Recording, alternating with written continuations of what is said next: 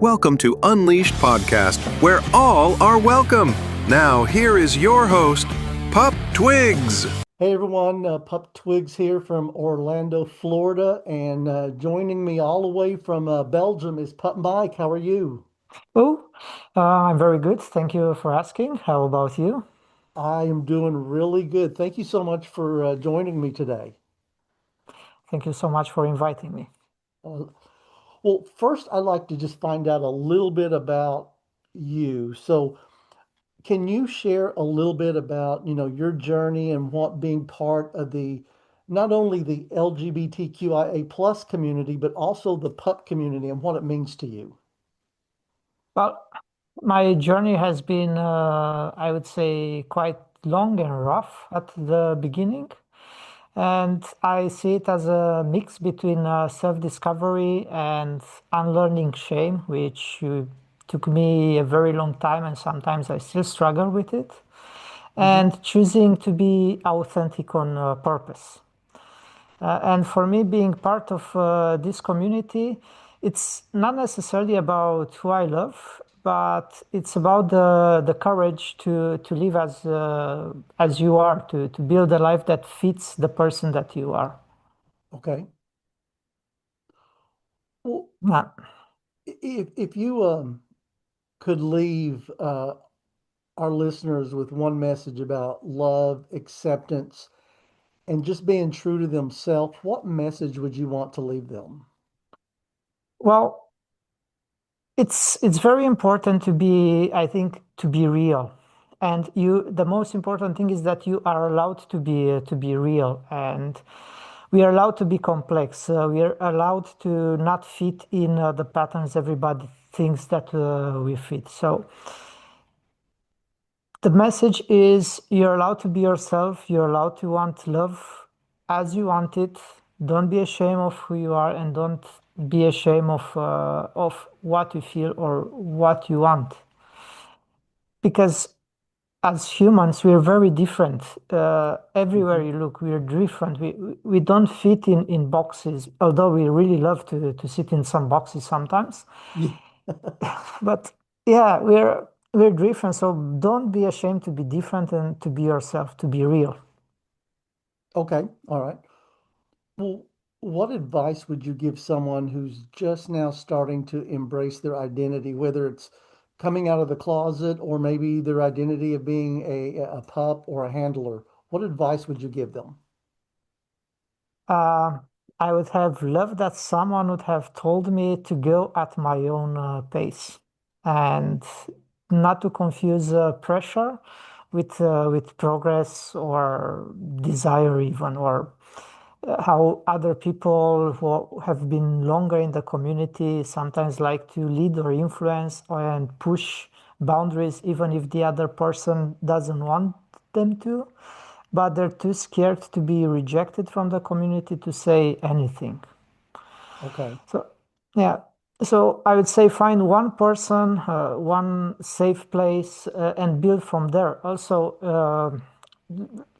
learn the difference between excitement and being overwhelmed, because that happens a lot in our community. And Hmm. it's okay to explore. It's okay to pause. Also, that's also very important to know when to pause. And yeah, being part of this community is not a performance. It's a relationship that you need to build and nurture. Yes, yes. Well, speaking of, giving advice, I also know that you are a book author and you've done a book here that is the Understanding Human Puppy Play. And there is just a quick little piece in here that I wanted to read, and I did have it marked at one time, but it's kind of lost me. But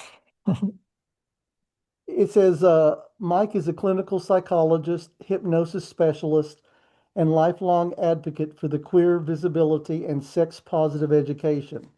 He works at the intersection of intimacy, identity, and play, both inside and outside the therapy room. So, what was it like to write a book that will help people understand human pet play?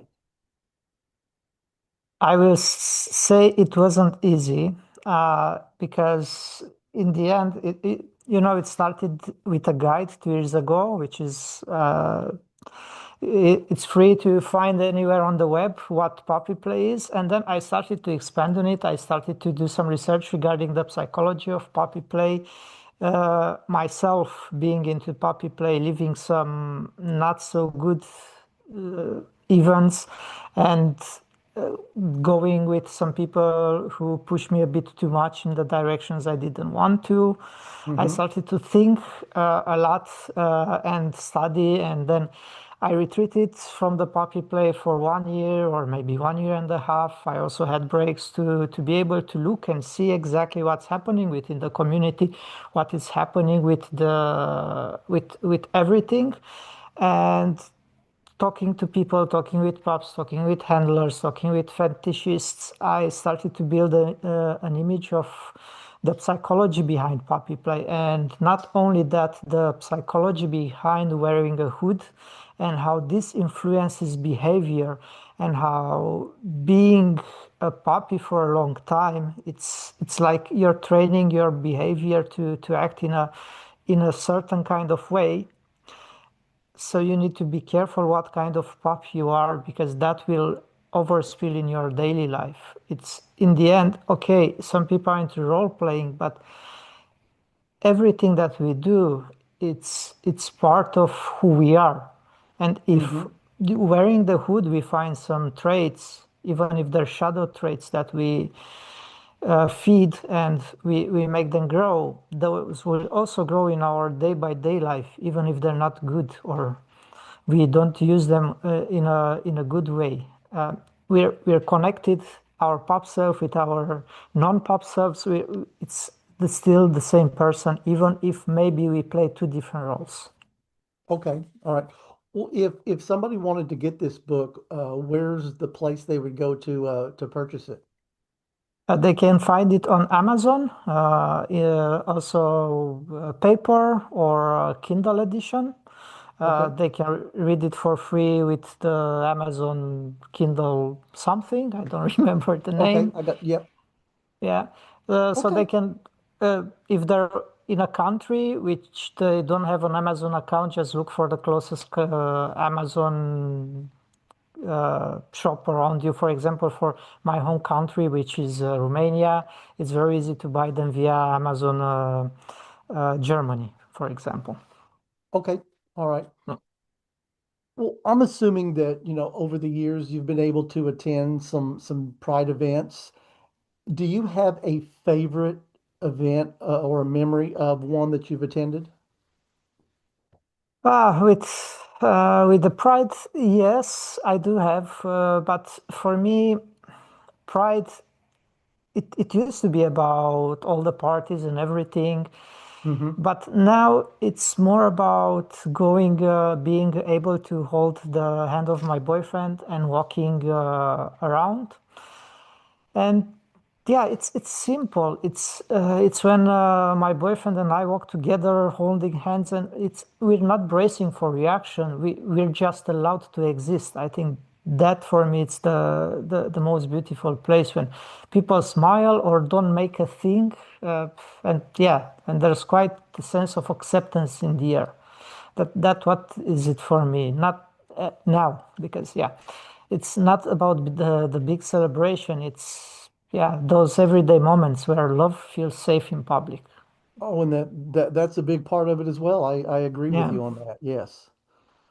Well, what misconceptions about our community do you wish more people would understand, whether it be the queer community or the pup community? As I also was saying earlier, I think that people need to understand that we're different, that we're not one story, one Yeah. aesthetic, a single lifestyle, that queer spaces aren't automatically carefree. Everything also can be intense, emotional, powerful, and that's why communication and support, I think they matter a lot.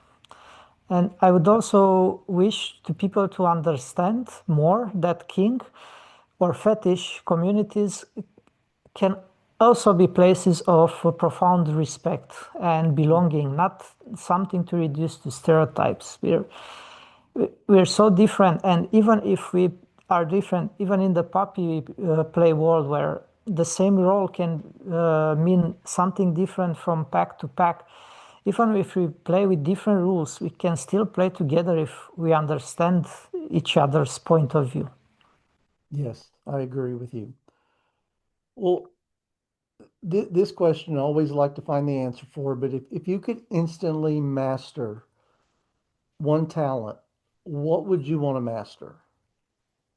Well, lately I'm quite passionate about piano, so if I could Really? instantly master one talent, I choose to become a piano virtuoso because I used to be a dancer, so I know what it feels to train your body into precision. Yes. But piano is a different kind of thing. It's I find it complicated. Two hands doing two completely different things, timing, control, emotion, endurance, to be able to sit down and translate the feelings and the music effortlessly. Yeah, that's a skill that I would love to have overnight. Oh yeah, I'm with you. That I love to hear someone just sit down and play the piano. It's yeah. Well, this next question, I wanted to find out who your first celebrity crush was, but also added to it, do you have a current celebrity that you crush on? Uh, okay, my first celebrity crush was Elijah Wood, but way, way before of Lord of the Rings. I remember noticing him in a teenager movie, and I was like, "Oh shit, you look really hot." And that was way before he became Frodo. Yes.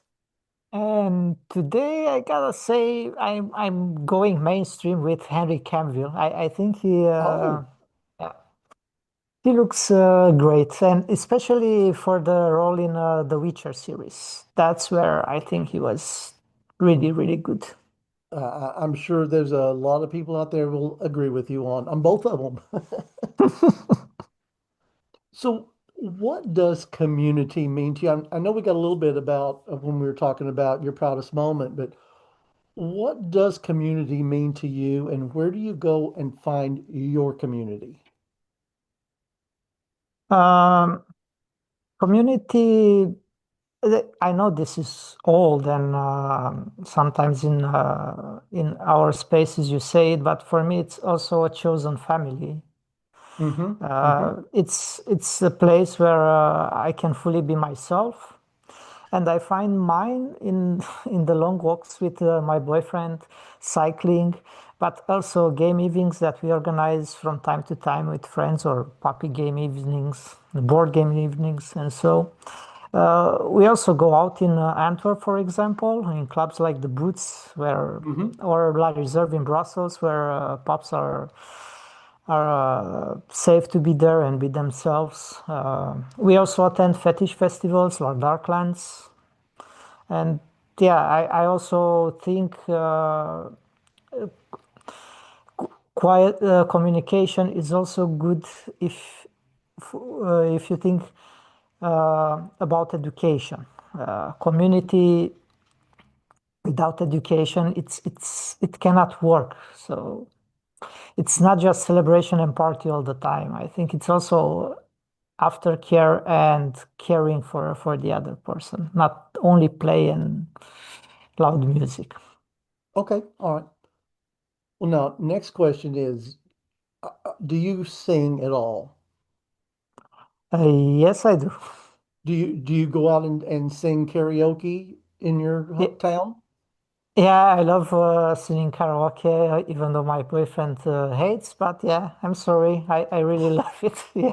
Well, I can't sing, and I don't really go to karaoke just because I can't do it.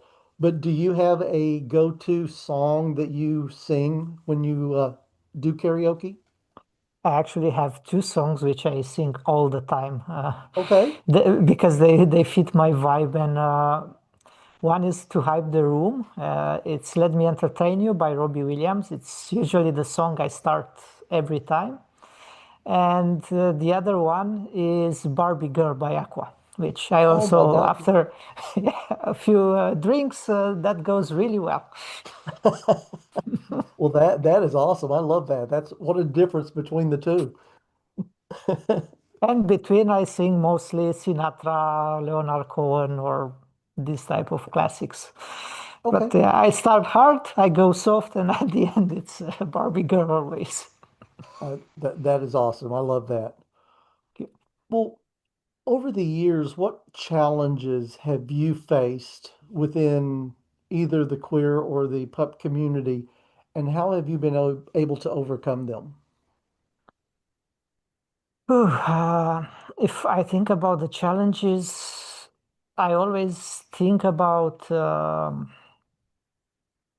navigating the hate and stigma that comes with it's like you have two comings out today. You have one coming out because you're gay and one coming out because you're fetish and you're into puppy play or you're into leather or whatever it is. And yeah, being a mental health professional, it's sometimes I look from aside and I don't like what I see. Okay. We are so different and people love neat boxes like I was saying before, and I feel that I don't fit in one. They most of the time don't fit in a box. So I think yeah, ethics, it's important to be community minded and taking emotional well-being seriously. It's important. And yeah, it's a lot of drama in our community. It's I learned Mm. that you cannot win against judgment or against people who love it, who love making drama by arguing. We need to win by living well, showing up, and letting our values to be visible over time. Because if you get involved into fights and yeah, those will continue all the time. I did that mistake earlier.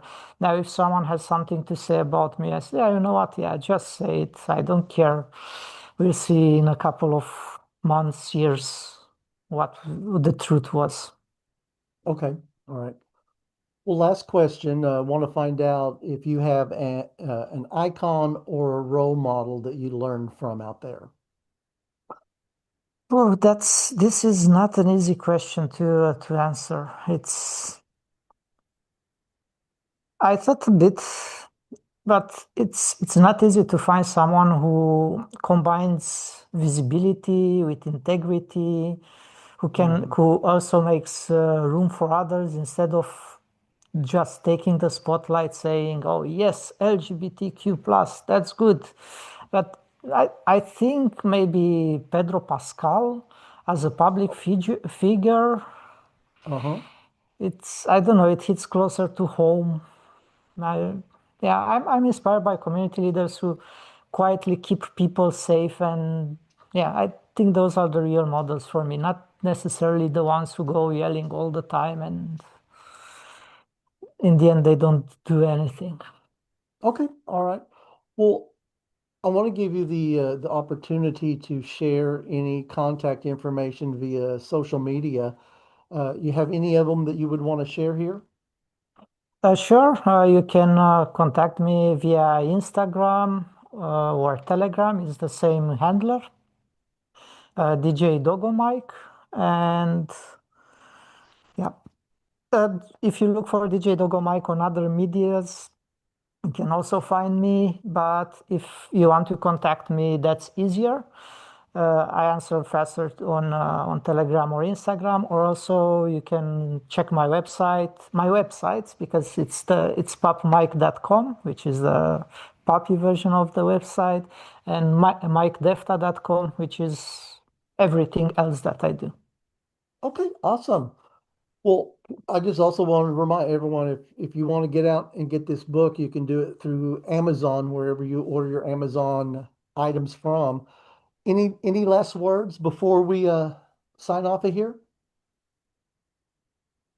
be real, be yourself, and no matter how much hate there is against you, there will be someone who will make you feel safe. Just go forward, and yeah, you're not wrong. Just Okay, be yourself. awesome. Well, Pup Mike, it's been awesome having you on here. I love being able to learn from pups from all corners of the world, and I love your.